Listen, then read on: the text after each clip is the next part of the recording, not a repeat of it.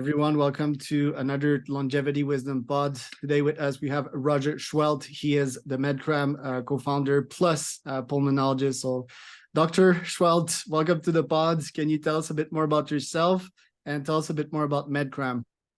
Sure. Thank you so much, Charles. It's great to be here. So I am a pulmonary and critical care and sleep specialist. I've been in practice doing this since 2007 when I graduated from my specialty training at Loma Linda University. I practice in Southern California, and I'm also on the faculty at two medical schools here in Southern California where I teach residents, critical care fellows, medical students, and PA students. And about 10 years ago, I had a PA student by the name of Kyle Allred, who really revolutionized for me how I teach.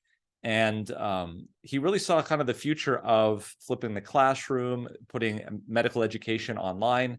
And we together founded our company called Medcram, which was a way of educating people, physicians, healthcare providers, respiratory therapists, PAs, nurses, online, and giving them CME credits so it's on the go, and really taking the time to explain things clearly. Something that a lot of people don't realize sometimes is when you go to medical school, when you go to professional school, a lot of the information that you're given is basically someone standing in front of a PowerPoint slide and reading what the PowerPoint slide says.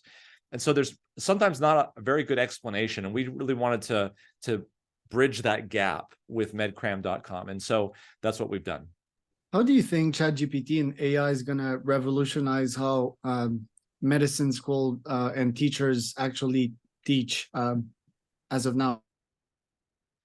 Yeah, actually, I just saw an article. I actually just saw a video that was published by Harvard School of Medicine on how AI, and specifically, they actually used ChatGPT and also Bing, which actually currently is hooked up to the internet. ChatGPT, for some people who don't know, only has all the information to 2021, whereas Bing is fully integrated into the internet.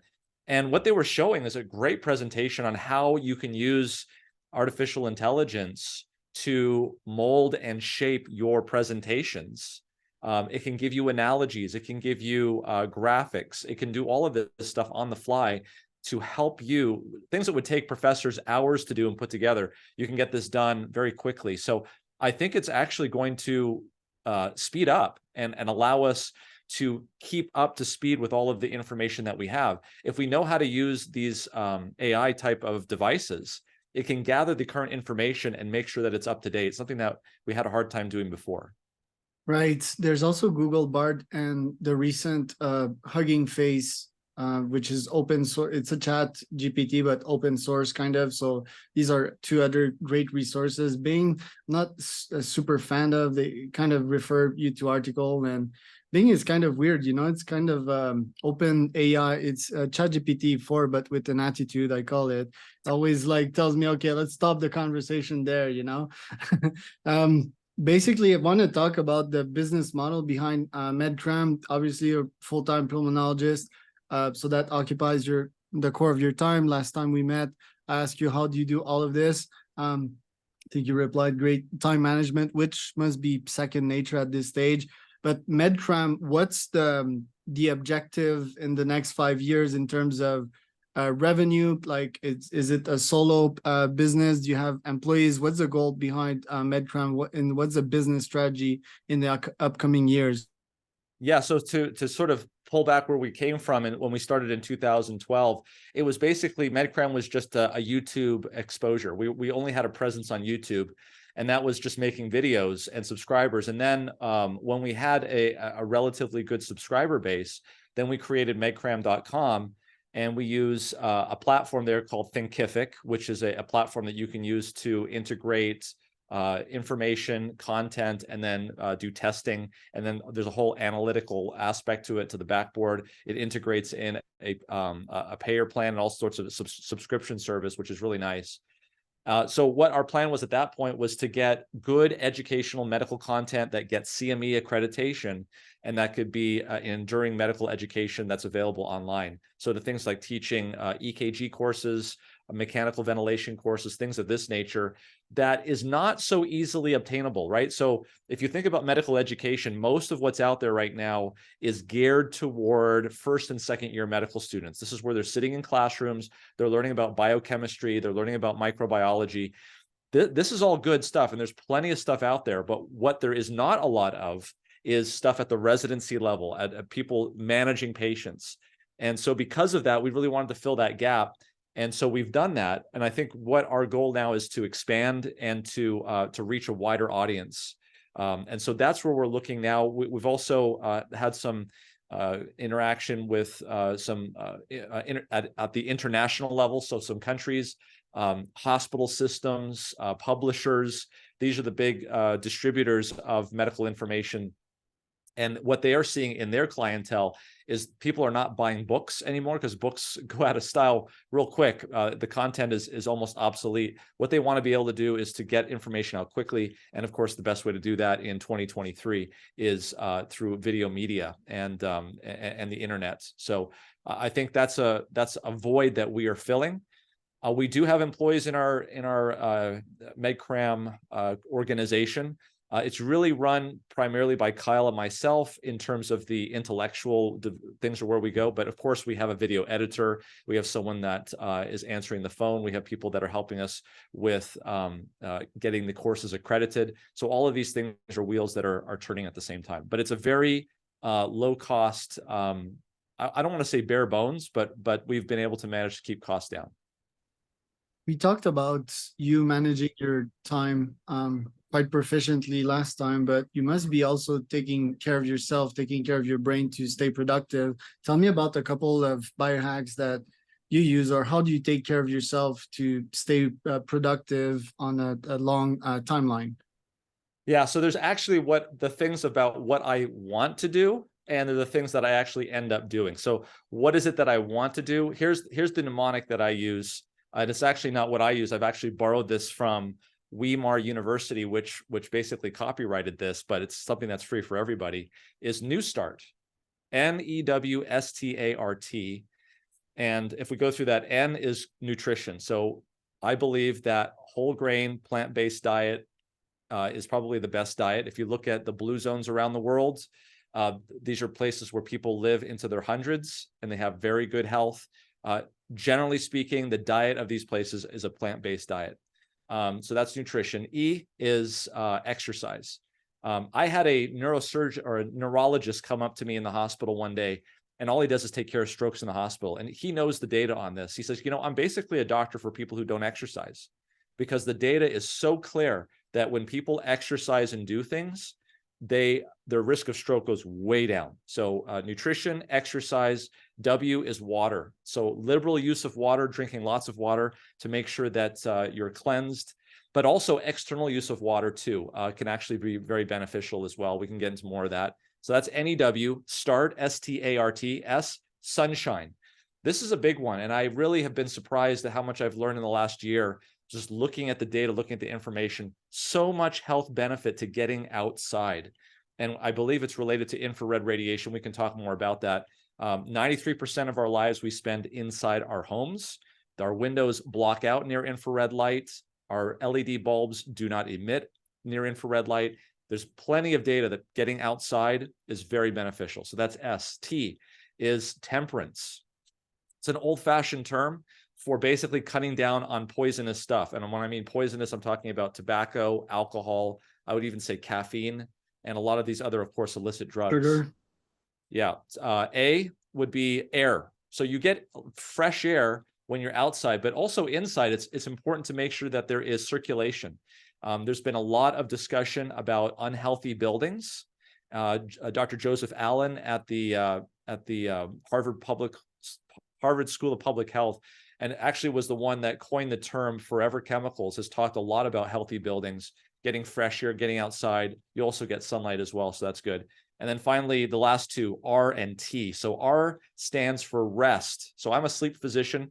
I could wax eloquently about the benefits of making sure that you're getting enough sleep, but not just sleep on a daily basis, okay?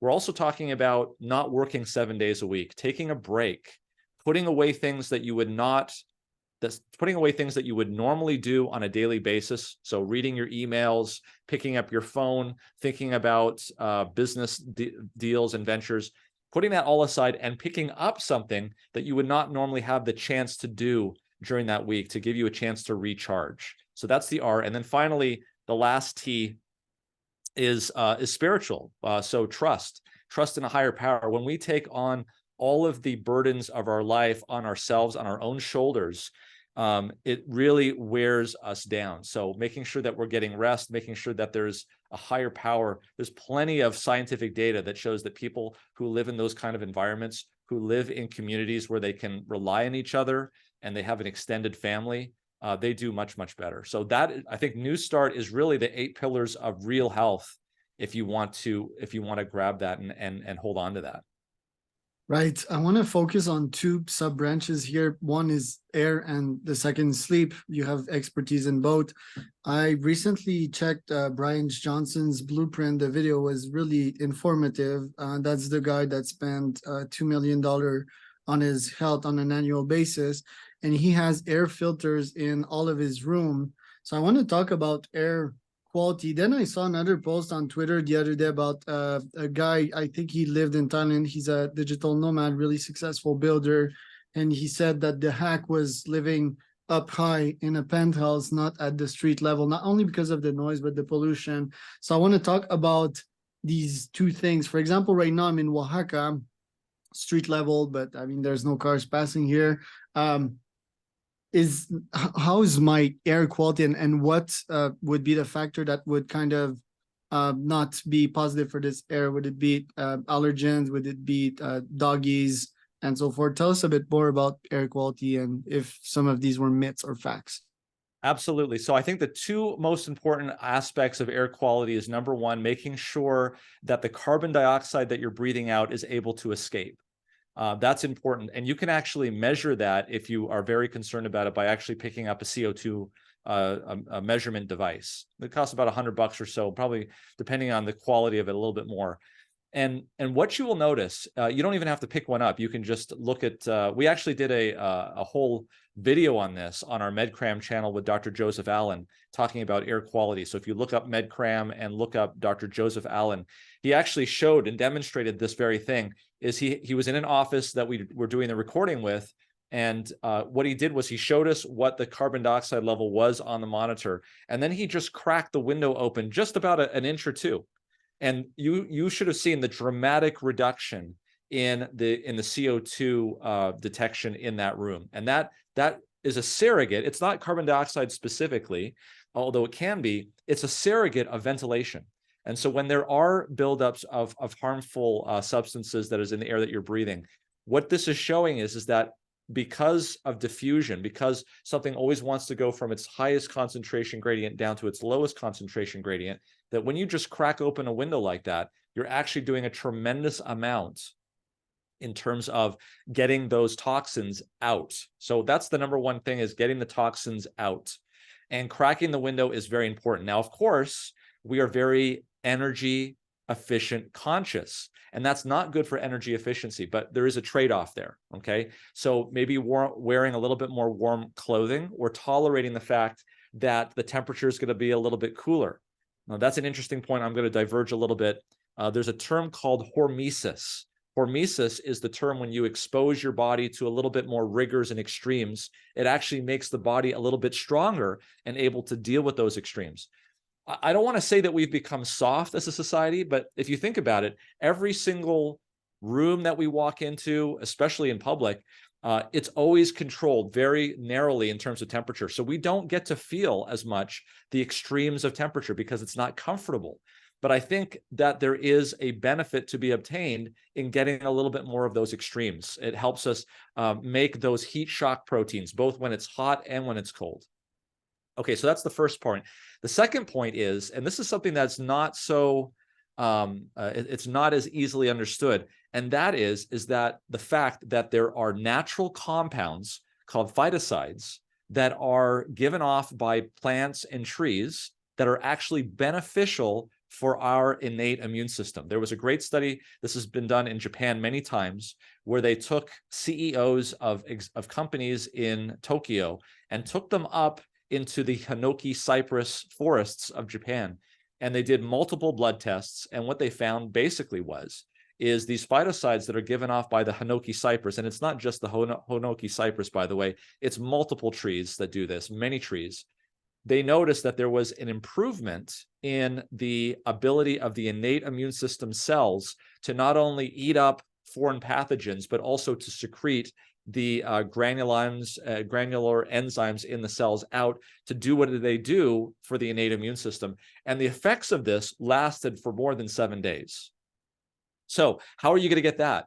Well, obviously you can put plants inside your house, but these things are available outside. And if you open the window, not only will the toxins and the bad things in your room go out, but you'll also have these things diffusing into your home, and hopefully you'll get a benefit of that. Now, there's a downside to this. So we already talked about one of the downsides. The downside is energy efficiency. But especially in the springtime, which is where it is right now, there's also a lot of pollen out there. So pollen will also come in, and that could exacerbate people with allergies. So it's a risk to benefit ratio, understanding that. In terms of air purification, I'm completely on board with having a good air scrubber, filtering out particles and dust and things that are circulating around in the air. There's no way that that's going to be able to filter out the phytoncides that are coming in. So there's no problem there whatsoever. I'm a big believer in air filtration systems. But realize that there is a diminishing marginal utility there, right? So you can buy a very inexpensive, fairly efficient HEPA filter that takes out a lot of that stuff. You could get much, much more expensive systems, but I'm not sure you're going to get that much more benefit. Right. What else can I do to take care of my lung? I know that Brian Johnson, he was obviously doing mad cardio and big exercise, and then testing his lungs on the power of expiration. I'm not sure exactly what was that test, but seems that he's doing various things to take care of his lungs, from supplementation to obviously sleep and all of the above. Getting allergy tested as well. Let's say that you have a dog and you have constant allergies, not the best ideas. What can one do to take care of his lungs, which is a super important organ in your body? Absolutely. So the lungs are well overbuilt, and so they are very important. If you were to take your lungs, for instance, and to spread them out, the surface area of the lung would be about the size of a tennis court. That's how much surface area is wrapped up in your lungs, and it allows oxygen to diffuse very rapidly through there. So a couple of things that I tell my patients when they have issues with allergies, just real quick, is to make sure that they don't have down feathered pillows. They're putting their nose right next to that for hopefully at least 7 hours a day. That they don't have down feathered comforters, that if they do have pets and they have allergies, try to keep the pets out of the bedroom if it's possible. You know, some people really like to sleep with their pets, and so that's something. But having that sanctuary in your house where you get rid of a lot of the allergens, you'll be able to tolerate those allergens better if there's a sanctuary in your house where those allergens don't exist. And that would be ideally in your bedroom. Now, there's some people that don't have a bedroom per se. They live in a one-room home, and so that the room that they're living in is their bedroom. And so you just have to kind of work with that as well as you go. In terms of breathing, a lot of times people talk about breathing exercises. I'll tell you this, that in the literature, in the medical literature, there really isn't a specific breathing exercise for a normal person that will help their lungs. Now, that being said, I have seen evidence of people who, for instance, take very slow and deep breaths, or breathe very slowly, or breathe through their nose only and not the mouth. So this is very interesting, especially since you brought this up. There's a story, this is a true story actually, and I think you would relate to this since you're in Mexico. When they had the Mexico City Olympic Games, there was a coach of the track and field team from the United States that tried to get their team ready for the Olympics in Mexico City. And you will probably know this, but maybe not people listening to this. The unique thing about Mexico City is it has a quite high altitude.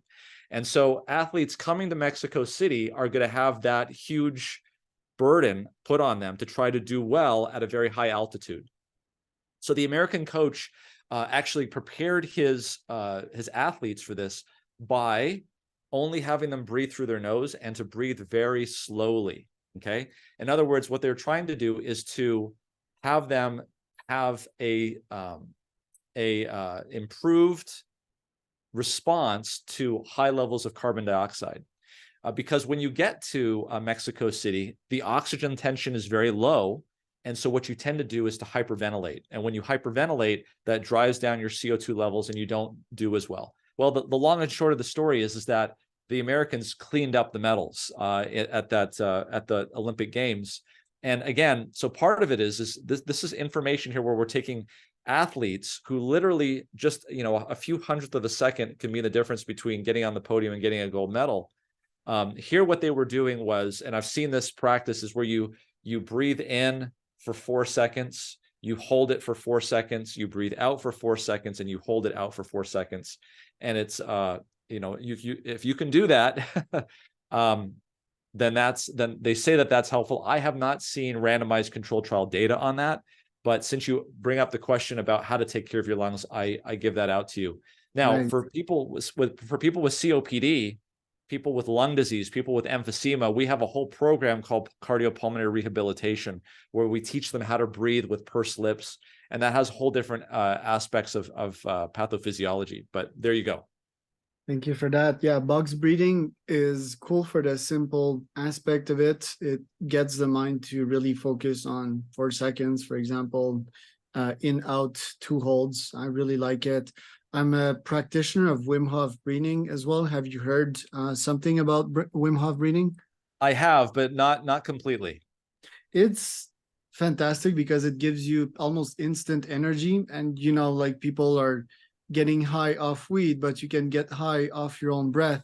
And I'd love to get your feedback on that. It's basically over oxygenation, and yeah, probably the fact that it dilates all your blood vessels and so forth. It's quite game changing. For example, for 10 minutes, there's 3 rounds, so it's really intense inhalation and high exhalation as well. And you do that probably 30 times, and then you hold for 1 minute straight up. And the other interesting aspect of that is just it gives the power back to the person, right? Oh shit, I can hold my breath for 1.5 minutes, 2 minutes, and that's impressive for people. It's kind of a wow moment, because you never realized before that you could stop breathing literally. So that was kind of a game changer for me, and I evolved from this to an app called Othership.us, which is also quite super interesting. And there's apparently application for the immune system and all of that. I'm yet to see the effects and the science behind that, but no, truly a game changer. And regarding what you were mentioning with Mexico City, one of my first marathon was in Puebla, which is probably 2 hours south of Mexico City. It's very high altitude. Oaxaca is also high altitude where I am at right now. And what struck me was the pollution rate in those cities. There's a lot of smog and so forth. And I remember training in Mexico City a couple days prior to that marathon, and I really felt almost like something broke in my lung, or I got scarred in my lung, because I did really high cardio. I wasn't accustomed to high altitude plus the pollution, I think. So sometimes I'm worried when I train in polluted cities like that. Can have a negative effect on my lungs. It can, to the degree that it's causing inflammation and damage to the alveoli. There is a entity called RADS, RADS, which is a severe reactive airways disease, where somebody gets sensitized to a toxin. This would be like, for instance, the classic example would be somebody in a tank where chlorine has been spilled, and they're in that tank and exposed to very concentrated chlorine gas. That can, even though they can survive that situation and get out of it, there would be this reactivity that would last with them for the rest of their life, causing them to be very sensitized from that point on. It doesn't seem like, it would seem rare to me that somebody running in even in a polluted city would cause that. That would seem to be not a high enough exposure risk, but I would imagine it's possible. Right. Sleep is quite important in the equation. I always tries to sleep a lot of hours before my races. I'm I was speaking with another podcast guest today about reducing the amount of sleep hours to 2 hours. I saw an article of sea lions actually doing that for quite a while. Um, and I believe it to be possible, but ironically, we're talking about like sleeping more, and I think that's what's currently needed. Do you think it will be possible one day to have very few sleep and still perform at your best level, or even one day to not sleep? What would that imply? No, I don't think that that day will come. I think sleep is important. And the reason why I think it's important, because what the science is now saying happens during sleep. So there is a reorganization of thoughts. I think if you look at sleep and the human body in terms of any large, complicated system, you'll start to understand, I think, where I'm coming from on this. For instance, I love to use this analogy because it works so well. Disneyland. I used to have a good friend of mine who used to work at Disneyland, but he wouldn't work during the day. He worked at night, and his job was to clean up, to remove gum, to clean the streets, to scrub, to empty the trash, to do all of these things that could never happen during the day. And if you think about it, there's a lot of things that happen at Disneyland, and we think that Disneyland happens at Disneyland because Disneyland is Disneyland, right? The rides run, there's people at the concession stands. You can go into the gift shop, it's always well stocked. The only reason why Disneyland is the way Disneyland is in the day is because what happens in Disneyland at night. So people empty the trash cans, the cash register gets emptied, the engineers get on the rides and do the maintenance. People restock the empty shelves in the gift shop. So it would be impossible to have Disneyland open 24 hours a day and to have the same experience, right? Because you would have to have things happening in front of you, maintenance people coming in while you're in line. It wouldn't be the same experience. And that's the same thing that happens with the human body. As complicated as Disneyland must be, I don't know how complicated it is because I've never seen behind the scenes. I can only imagine that the human body is far more complicated than that. So for us to be able to work and do these sorts of things and to function and to think and to do all the things that you and I normally would associate with a functioning human person during the day, there has to be something happening behind the scenes to allow that to happen. Now, there are things that we can give. There are drugs that we can give to people like caffeine and amphetamines to simulate what it would have been if they didn't get sleep. But I think that only works in the short term, as you and I both know. I've actually seen many people that have abused that drug and have shown up in our intensive care unit. And a lot of things have fallen off the tracks, like their heart, their brain, all sorts of things that are really disastrous. So I do believe that there is an optimal amount of sleep, that we should get it. And I don't really, I don't think we're going to get to that point where we do without sleep. You made me think about something that was interesting about different animals and how they sleep. You know, dolphins, believe it or not, they actually sleep one brain at a time. Right. We also spoke about that with the last guest, which is fascinating. Yeah. Yeah. So there are sleep. The way we experience it in humans is not universal in all mammals. That's the point, is that there are different ways that the brain deals with this issue. It's a legitimate way of doing it. One half of the brain goes to sleep and the other half, it still needs to sleep. It'd be like, shutting down half of Disneyland and keeping the other side open or something like that. Love the analogy there. Well, Roger, it was a blast having you. It was short and sweet, so we need to redo that another time because I've got so many other questions. But as of now, where can people find out more about you and Medcram? Yeah, so if you go to YouTube and just type in Medcram, MEDCRAM, you'll see our channel. Or if you are interested in getting continuing medical education units, you're a healthcare provider, or you just want to check us out, go to medcram.com. You can also follow us on Twitter and Facebook and Instagram.